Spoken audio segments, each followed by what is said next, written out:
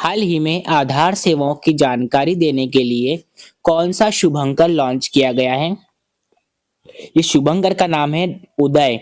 Option number C इसका correct है। बात करते हैं अगर इसकी डिटेल की, तो भारतीय विशिष्ट पहचान प्राधिकरण UIDAI ने आज आधार शुभंकर उदय का शुभारंभ किया।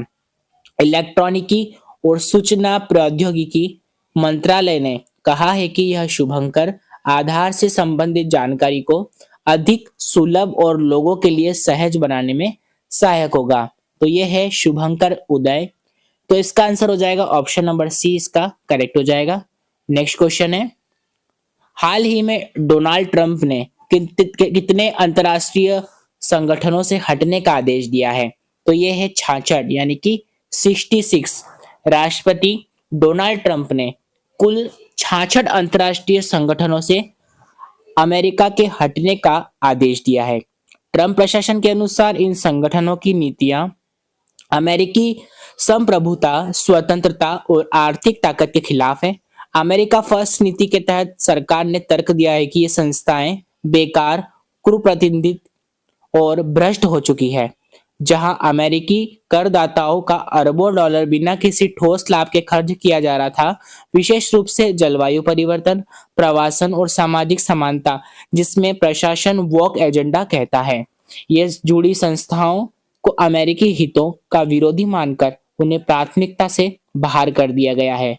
तो ये आपको याद रखना है। इसका आंसर हो जाएगा 66 अंतरराष्ट्रीय संगठनों से अमेरिका के हटने का आदेश दिया है राष्ट्रपति डोनाल्ड ट्रंप ने।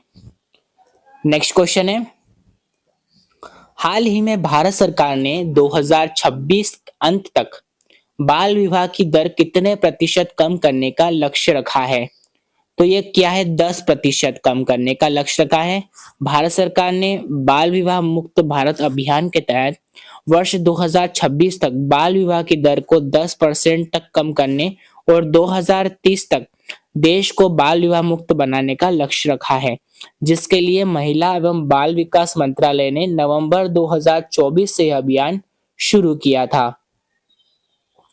नेक्स्ट क्वेश्चन है, हाल ही में किस राज्य में पेपरलेस कोर्ट की शुरुआत हुई है? तो ये आपको याद रखना है, ये हुई है केरल।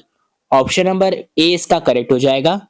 केरल के वायनाड में पेपरलेस कोर्ट की शुरुआत हुई है, ये आपको याद रखना है। भारत के मुख्य न्यायाधीश सूर्यकांत ने 6 जनवरी 2026 को केरल के वायनाड जिले में कलपट्टे में पहली देश की जो पूरी तरह से पेपरलेस अदालत है, इसका वर्चुअल उद्घाटन किया है। नेक्स्ट क्वेश्चन है, हाल ही में किसे 2026 के लिए AERB का चेयरमैन नियुक्त किया गया है? तो ये किया गया है A.K. बाला सुब्रमण्यम।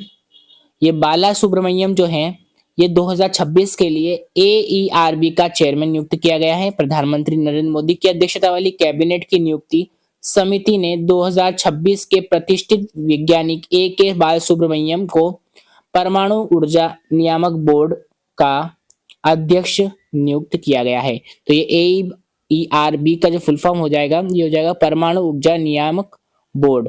ये आपको याद रखना है।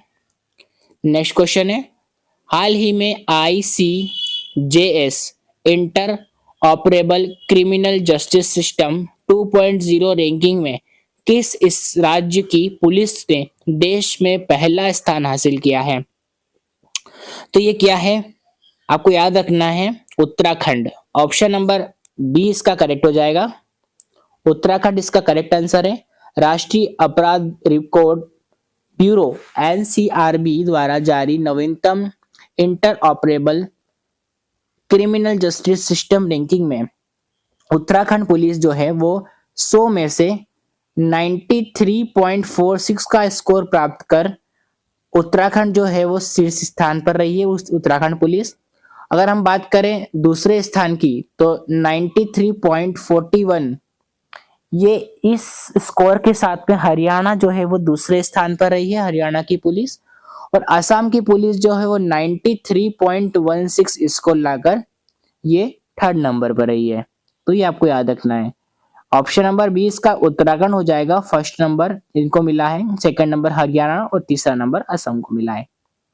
नेक्स्ट क्वेश्चन है, हाल ही में केंद्र सरकार ने किस राज्य में 235 करोड़ रुपए की बंदरगाह परियोजना का शुभारंभ किया है? ये क्या है? तमिलनाडु।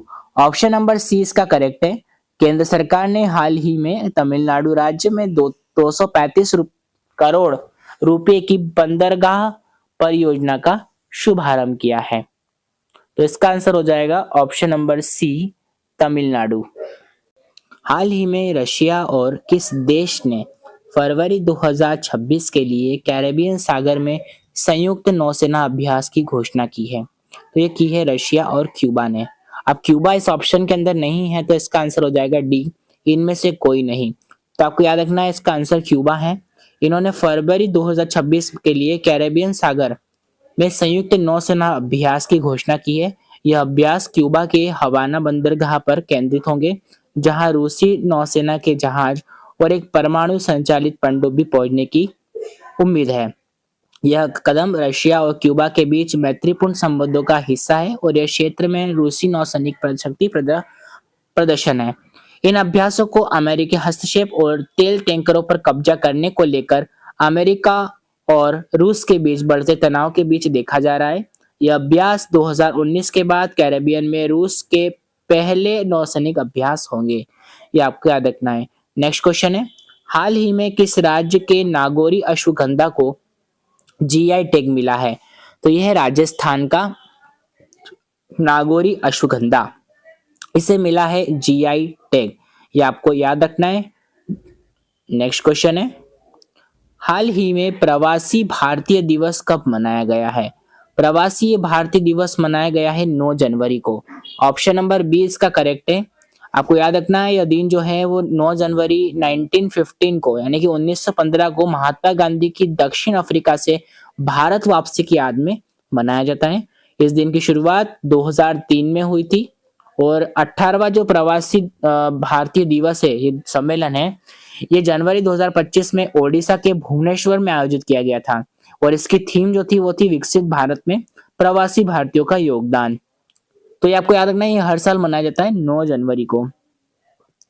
नेक्स्ट क्वेश्चन है, हाल ही में किस भारतीय धावक ने संन्यास की घोषणा की है? तो ये की है Jinson Johnson. Option number C इसका करेक्ट है। एशियाई खेलों के स्वर्ण पदक विजेता हैं भारतीय मिडिल डिफेंस धावक जिनसन जॉनसन ने प्रतिस्पर्धी एथलेटिक्स में अपना संन्यास की घोषणा की है।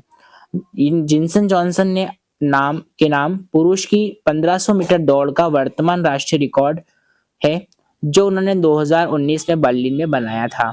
उन्होंने 2016 के रियो ओलंपिक में 800 मीटर स्पर्धा में भारत का प्रतिनिधित्व किया था।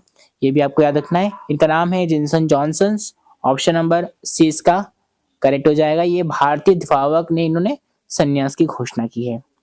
चलिए दोस्तों, आज के लिए इतना काफी। हम कल फिर मिलेंगे आपके साथ नई करंट अफेयर्स की वीडियो के साथ में। तब तक के लिए धन्यवाद।